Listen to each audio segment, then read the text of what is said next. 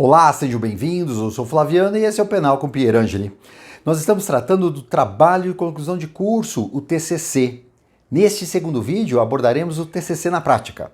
Nós já sabemos da importância de se identificar o tema e delimitá-lo, já sabemos da importância de criar um sumário e a divisão de capítulos, e o que nos resta é mão à obra, né? É escrever a nossa redação, o nosso trabalho científico. Comecemos então pela introdução. A introdução é a primeira parte, efetivamente, da sua monografia. É através da introdução que você vai apresentar o tema e a relevância acadêmica desse seu tema. Ou seja, você tem que apresentar a sua tese, né, e a sua problemática. A tese é, vamos usar como exemplo, né, dentre os crimes dolosos contra a vida, o crime de infanticídio, previsto no artigo 123 do Código Penal. Pelo artigo 123 do Código Penal, 123, a mãe, que sob influência do estado puerperal, mata o próprio filho que está nascendo ou acabou de nascer, responde por esse crime. E a relevância disso dessa discussão no seio acadêmico, é a responsabilidade do terceiro, que, portanto, não é a mãe, nem está em estado puerperal, né, que venha a contribuir de alguma forma para esse intento criminoso. Ou seja, uma pessoa que atue ao lado da mãe responde pelo crime de infanticídio, pelo crime de participação em infanticídio ou responde pelo crime de homicídio. A doutrina e a jurisprudência, elas não são unânimes. Existe uma compreensão predominante nesse sentido, né, em determinado sentido. A doutrina e a jurisprudência, elas não são unânimes, né? Mas embora exista um entendimento predominante. Então, você vai apresentar o tema, a problemática, que é identificar qual é a responsabilização ou a responsabilização mais adequada para a figura do terceiro, né? Tudo dentro do desenvolvimento da sua introdução. Apresentou o tema, apresentou o relevo, né? E considerando, né, o interesse acadêmico no tema, né, o trabalho é dividido em capítulos. Isso até a redação você pode utilizar como redação da sua própria introdução, né? No capítulo 1 aborda-se isso, no capítulo 2 trata-se daquilo, e aí você vai esgotando. Lembrando que a gente já falou sobre divisão em capítulos, o importante disso é você esgotar determinada ideia dentro de um mesmo capítulo. Com isso você não fica proliferando capítulos, né, tratando do tema, voltando a ele. Você precisa dar uma sequência no seu trabalho. Bom, existe uma quantidade mínima de capítulos ou uma quantidade máxima? Qual é a quantidade ideal, né? Bom, não existe uma quantidade ideal. O trabalho ele é dividido em tantos capítulos quanto bastem para você apresentar as suas ideias. Mas existe uma regra, né? Vamos atrás dessa regra, portanto. A regra passa por 3 partes. Os capítulos podem ser múltiplos, mas são 3 as partes que necessariamente têm que constar dessa divisão de capítulos. A primeira delas é uma abordagem histórica. Pela abordagem histórica, você contextualiza o seu leitor acerca do seu tema. Como era, como é, e assim por diante. A segunda parte, você trata da tese. A tese é aquele seu ponto relevante sobre aquilo que você quer lidar, né? Você pode tratar por narrativa de casos, você pode trazer julgados, né?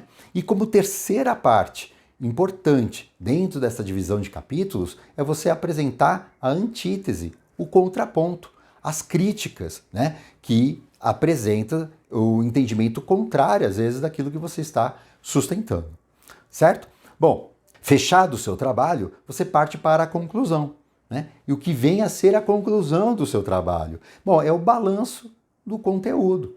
Você tem que apresentar, você deve apresentar, né, uma análise geral sobre aquilo que você escreveu, né, e o seu ponto de vista. Importantíssimo você ter um ponto de vista, porque você está desenvolvendo a tese problemática e aí você tem que concluir de alguma forma, né, E mais, lógico, é um trabalho de TCC, é um trabalho de pesquisa. Então é importante que você traga a opinião das pessoas, né, dos doutrinadores. Mas na conclusão, o que prepondera é a sua opinião, tá bom?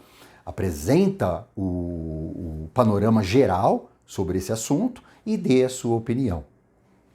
Por fim, né, considerando que você já tem fechado o seu trabalho, você se preocupa com as referências, né, bibliográficas, né, e o resumo. Você está preparado para apresentar o seu resumo, porque você já tem uma visão geral do trabalho que você elaborou, né? Então, no resumo, você traz informações gerais, as razões do seu trabalho, a relevância desse tema e a conclusão que você chegou.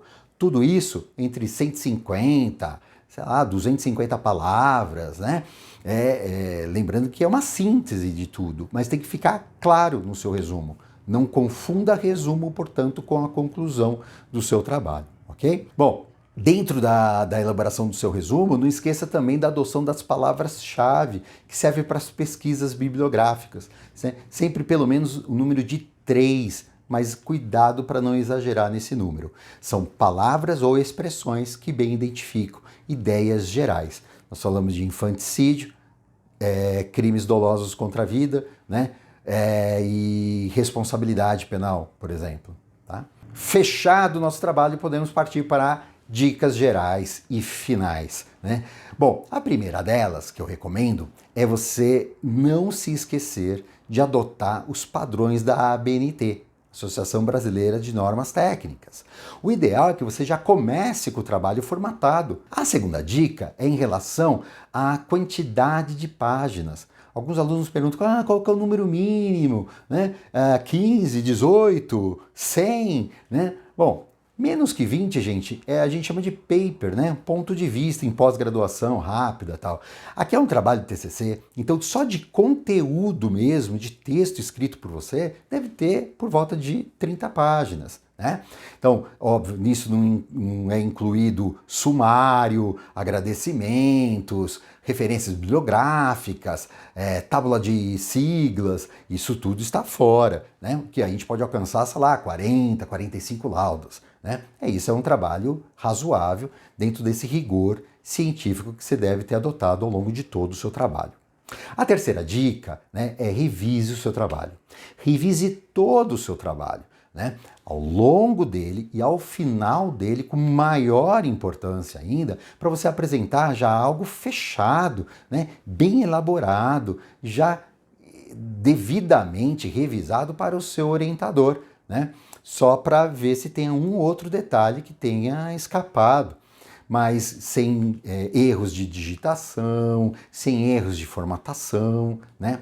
E dentro dessa preocupação, né, em fazer a revisão, tenha um capricho ainda mais especial em relação ao resumo, à introdução e à conclusão, né, que são pilares essenciais do seu trabalho, tá bom? E que o seu orientador, assim como a banca examinadora, levarão muito em conta, né, o texto final do seu conteúdo.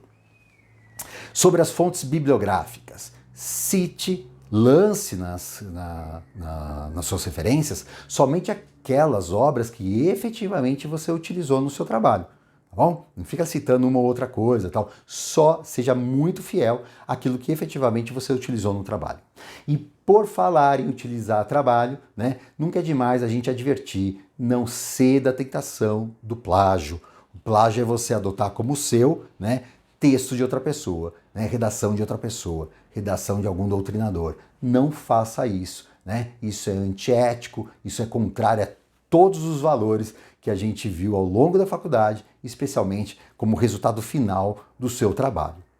Por fim, né, o TCC ele representa um convite para a sua vida acadêmica pós-graduação.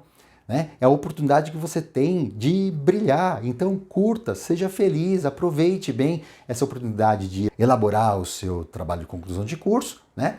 E a sua futura banca examinadora, ok? Dica finalíssima, siga as orientações do seu orientador. Ele está preparado e a função dele é auxiliá-lo por todo este caminho a ser perseguido, ok? Troque ideias, pode até discordar, mas siga o que ele está falando. Conte com o seu orientador para todo o seu trabalho, né? Não deixe para apresentar um trabalho final. Desejo a todos boa sorte. Se você for novo, né, se inscreva no nosso canal, siga-nos no Instagram, acione o sininho, as notificações, né? E até a próxima. Obrigado.